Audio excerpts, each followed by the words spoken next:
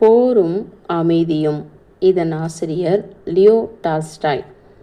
பாகம் 1, பகுதி 10.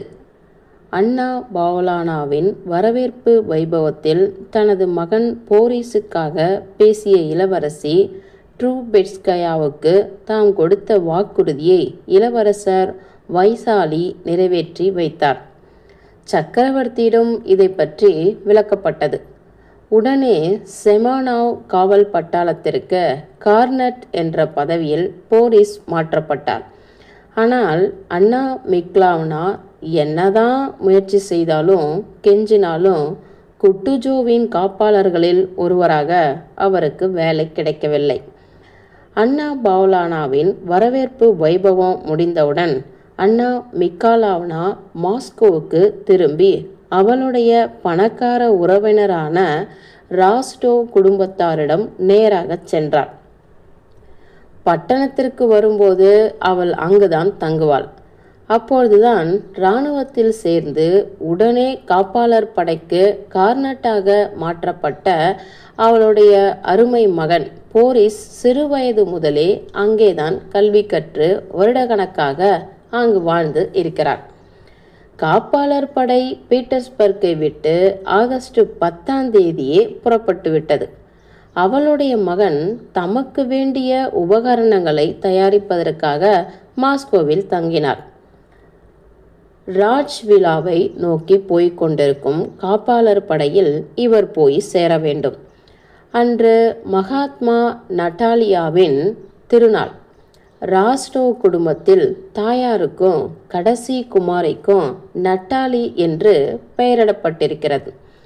அதனால் அன்று அவர்களின் பெயரிட்டு தினமாக இருக்கிறது. காலையில் இருந்து 6 குதிரைகள் பூட்டிய வண்டிகளில் கோமகள் ராஸ்டோவின் மாளிகைக்கு விருந்தாளிகள் வருவதும் போவதுமாக இருந்தார்கள். இந்த மாளிகை பவார்ஸ்கயாவில் இருந்தது. மாஸ்கோவில் எல்லோருக்கும் அது தெரியும். கோமகளும் அவளுடைய அழகிய மூத்த குமாரியும் வரவேற்பறையில் உட்கார்ந்து அவர்களை பாராட்டுவதற்காக ஒருவருக்கு பின் ஒருவராக தொடர்ந்து வந்து கொண்டிருந்தவர்களிடம் பேசிக்கொண்டிருந்தார்கள். கோமகளுக்கு சுமார் 45 வயது இருக்கும். மெல்லிய உருவம், கீழ்திசை முகவெட்டு, குழந்தைகள் பெற்றதால் அயர்ந்து போன உடம்பு. 12 குழந்தைகள் பெற்றெடுத்தாள். நடையிலையும் பேச்சிலையும் பலவீனத்தால் ஏற்பட்ட உற்சாக குறைவு அவளுக்கு ஒரு கௌரவத்தை கொடுத்து மற்றவர்கள் மரியாதை செய்யும்படி செய்தது. இளவரசி அன்னா மிக்காலாவ்னா ட்ரூபெட்ஸ்கயா இந்த குடும்பத்தை சேர்ந்தவர்களானபடியால் அவளும் வரவேற்பறையில் உட்கார்ந்து வரவேற்கவும் உபசரிக்கவும் உதவியாய் இருந்தாள். வீட்டில் உள்ள இளைஞர்கள் வரவேற்பு வேளையில் தாங்கள் கலந்து கொள்ள வேண்டியது அவசியமில்லை என்று நினைத்து பின்னறைகளில் இருந்தார்கள். விருந்தாளிகளை கோமகன் வரவேற்று வழியனுப்பும் போது ஒவ்வொருவரையும் விருந்துக்கு வர வேண்டும் என்று அழைத்தார். நண்பர்களே, நான் உமக்கு மிக மிக கடமைப்பட்டிருக்கிறேன். அவர் சந்தித்த ஒவ்வொருவரையும் அவருடைய அந்தஸ்திற்கு மேற்பட்டவர்களையும் கீழ்ப்பட்டவர்களையும் ஒருவித வித்தியாசமும் இல்லாமல் ஒரே துணியில் அன்பரே என்று அழைத்து வந்தார்.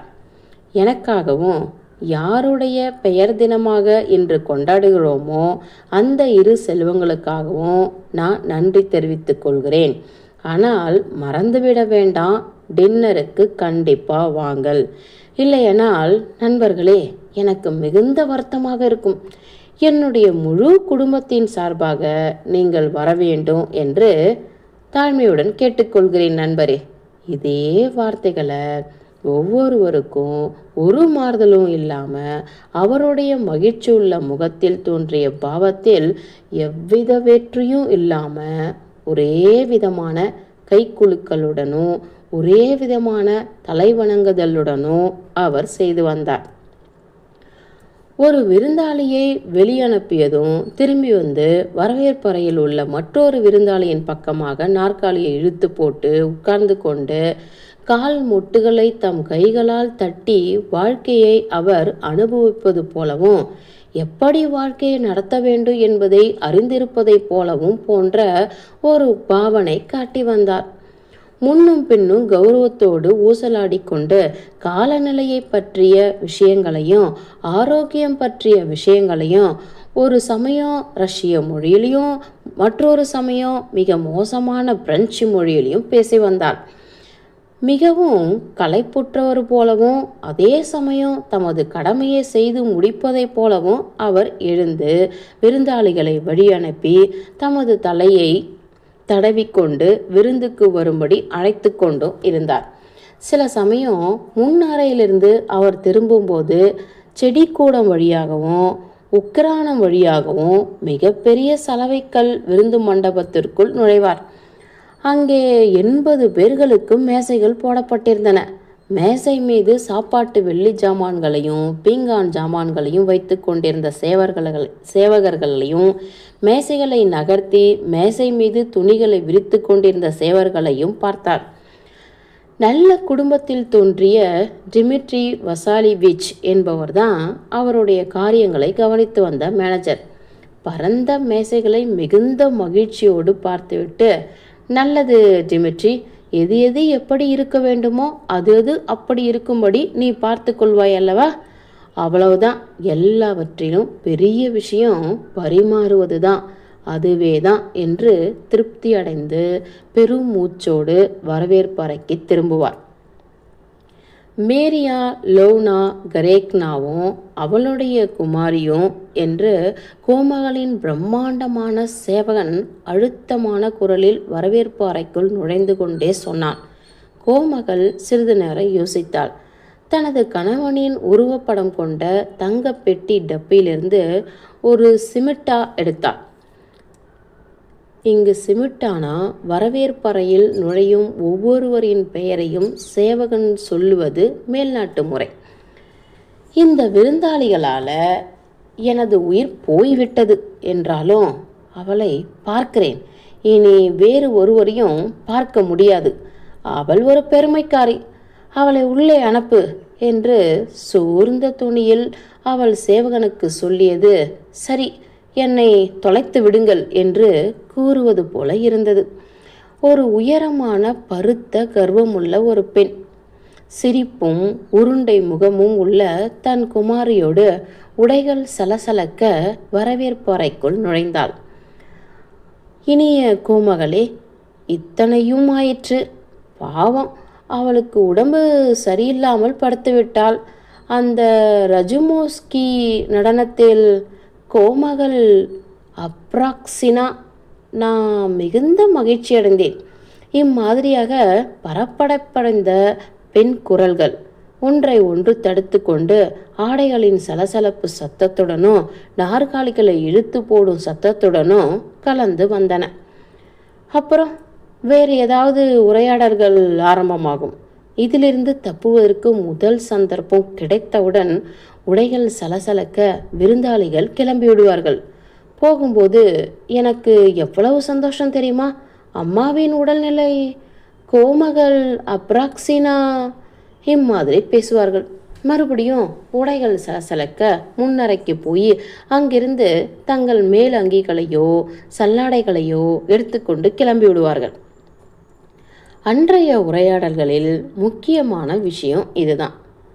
காத்ரைன் ராணி காலத்தில் மிக பிரபலமாகவும் அழகாகவும் பணக்காரராகவும் இருந்த கோமகன் பெஜுகாவின் சுகவீனத்தை பற்றியும் அன்னா பவுலானாவின் வரவேற்பு வைபவத்தில் முறை தவறி நடந்து கொண்ட அவருடைய சோரபுத்திரன் பியரை பற்றியுமே ஆகும். பாவம், அந்த கோமகனுக்காக நான் மிகவும் வருந்துகிறேன். அவர் மிகுந்த மோசமான நிலைமையில் இருக்கிறார். அதோடு கூட அவர் பையனை பற்றிய இந்த துயரமும் சேருமானால் அவரை கொல்லுவதற்கு இதுவே போதுமானது என்றாள் வந்தவள். அது என்ன விஷயம் என்று விருந்தாளி சொல்லுவது என்னது என்பதை அறியாதவள் போல கோமகள் கேட்டாள். அதற்கு முன்னால் குறைந்தது 15 தடவையாவது கோமகன் பேஷுக்காவின் கஷ்டத்தை பற்றி அவள் கேள்விப்பட்டிருப்பாள். வந்தவள் சொன்னாள், நவீன படிப்பினால் ஏற்படக்கூடிய பலன் அதுதான். வெளிநாட்டில் இந்த வாலிபர் இருந்தபோது அவர் இஷ்டப்படி நடக்க விட்டதாக தெரிகிறது. இப்பொழுது பீட்டர்ஸ்பர்க்கில் பயங்கரமான காரியங்களை அவர் செய்து வந்ததாகவும் அதனால் அவரை போலீசார் வெளியேற்றிவிட்டதாகவும் நான் கேள்விப்படுகிறேன் என்றாள் வந்தவள். நிஜமாகவா நீ சொல்கிறாய் என்று கோமகள் கேட்டாள். அவன் கெட்டவர்களை சிநேகம் பிடித்திருக்கிறான். இளவரசர் வைசாலியின் குமாரனும் அவனும் ஒரே கூட்டமாகவும் டோலாக்காவ் என்பனவும் சேர்ந்து என்னதான் செய்ய முயற்சித்தார்கள் என்பது கடவுளுக்கு தான் வெளிச்சம். ஆனால் அதற்காக அவர்கள் தண்டனையை அனுபவித்து தான் ஆக வேண்டும். டோலாக்காவ் பதவியில் இறக்கப்பட்டார். பேஜுகாவின் மகனை திரும்பவும் மாஸ்கோவிற்கு அனுப்பினார்கள். அனாட்டோலின் தகப்பனார் தன் மகனின் குற்றத்தை அமுக்குவதற்கு எப்படியோ வேலை செய்துவிட்டார். என்றாலும் அவன் பீட்டர்ஸ்பர்க்கை விட்டு போய்விட வேண்டும் என்று உத்தரவிட்டிருக்கிறார்கள் என்று சொன்னாள் அன்னா மிகாலாவ்னா. அவர்கள் என்னதான் செய்ய முயற்சித்தார்கள் என்று கோமகள் கேட்டார். அவர்கள் முக்கியமாக டோலாக்காவ் அசல் கொள்ளைக்காரர்கள் என்று வந்தவள் பதிலளித்தாள். அவன் மரியா ஐவானாவ்னா டோலாக்காவின் மகன். எப்பேற்பட்ட பெண் அவள்! கொஞ்சம் யோசித்து பாருங்கள். அந்த 3 பேர்களும் எங்கிருந்தோ ஒரு கரடியை பிடித்து கொண்டு வந்து ஒரு வண்டியில் போட்டு சில நடிகைகளை பார்க்க போனார்களாம். இதை தடுக்க போலீஸ் முயற்சித்தது. அந்த வாலிபர்கள் என்ன செய்தார்கள் தெரியுமா? அந்த போலீஸ்காரனையும் கரடியையும் முதுகுக்கு முதுகாக வைத்து கட்டி மாய்கா கால்வாயில் விட்டுவிட்டார்கள். அந்த கரடி முதுகின் மேலு உள்ள போலீஸ்காரனை சுமந்து கொண்டு நீந்தியது. அச்சமயம் அந்த போலீஸ்காரன் எம்மாதிரி தோன்றிருக்க வேண்டும் என்று கோமகன் உரக்க கத்தி விழுந்து விழுந்து சிரித்தார். ஹோ, எவ்வளவு பயங்கரமானது! இதை கண்டு எப்படி நீங்கள் சிரிக்கலாம் கோமகனே? என்றாலும் அங்கிருந்த சீமாட்டிகளுக்கு தங்கள் சிரிப்பை அடக்க முடியவில்லை. அந்த பியரை காப்பாற்ற அவ்வளவுதான் அவர்களாக செய்து முடிந்தது. அவன் பேஜுகாவின் மகன் என்பதை நினைக்கும் போது அந்த மகன் தனக்கு விளையாட்டுக்காக இம்மாதிரி காரியங்களை செய்யும் போதும் அவற்றை நினைக்கத்தான் முடிகிறது. இருந்தும் அவன் நன்றாக படித்தவன் என்றும் அவன் புத்திசாலி என்றும் சொல்லுகிறார்கள். வெளிநாட்டு படிப்பால் அவன் அடைந்த பலன் இதுதான் போலிருக்கிறது. இந்த மாஸ்கோவில் அவன் எவ்வளவுதான் பணக்காரனாக இருந்தாலும் அவனை ஒருவரும் வரவேற்க மாட்டார்கள் என்று நான் நம்புகிறேன். எனக்கு அவனை அறிமுகம் செய்து வைக்க சிலர் விரும்பினார்கள். நான் மறுத்துவிட்டேன். எனக்கு குமாரத்திகள் இருக்கிறார்களே, அவர்களை நான் கவனிக்க வேண்டுமா என்றாள் வந்தவள். இந்த வாலிபன் மிகுந்த பணக்காரன் என்று ஏன் சொல்கிறீர்கள் என்று அங்கிருந்த பெண்களிடமிருந்து தனது பார்வையை திருப்பி கோமகள் கேட்டாள். அங்கிருந்த பெண்கள் தாங்கள் உரையாடலை கேட்காதது போல பாவனை செய்தார்கள். அவருடைய குழந்தைகள் எல்லாமே சோர குழந்தைகள். பியர் கூட சோரபுத்திரன் என்றுதான் நான் நினைக்கிறேன். அந்த மாதிரி 20 பேர் இருக்கும் என்று தனது கையால் செய்கை காட்டி வந்தவள் சொன்னாள். உயர் வட்டாரங்களில் தமக்குள்ள தொடர்புகளையும் அங்கு நடக்கும் விஷயங்களையும் பற்றி தனக்குள்ள ஞானத்தையும் காட்டிக்கொள்ள விரும்புபவள் போல இளவரசி அன்னா மிகாலாவ்னா இந்த உரையாடலில் குறுக்கிட்டாள். உண்மை என்னவென்றால் என்று பெரிதாய் அவள் ஆரம்பித்து குசுகுசுப்பு துணியில் கோமகன் சிறிலினியுடைய புகழ்தான் எல்லாருக்கும் அறிந்ததாயிற்றே. அவர் குழந்தைகளின் எண்ணிக்கை என்ன என்பது அவருக்கே தெரியாது. ஆனால் பியர் அவருடைய செல்ல புத்திரன் என்றாள்.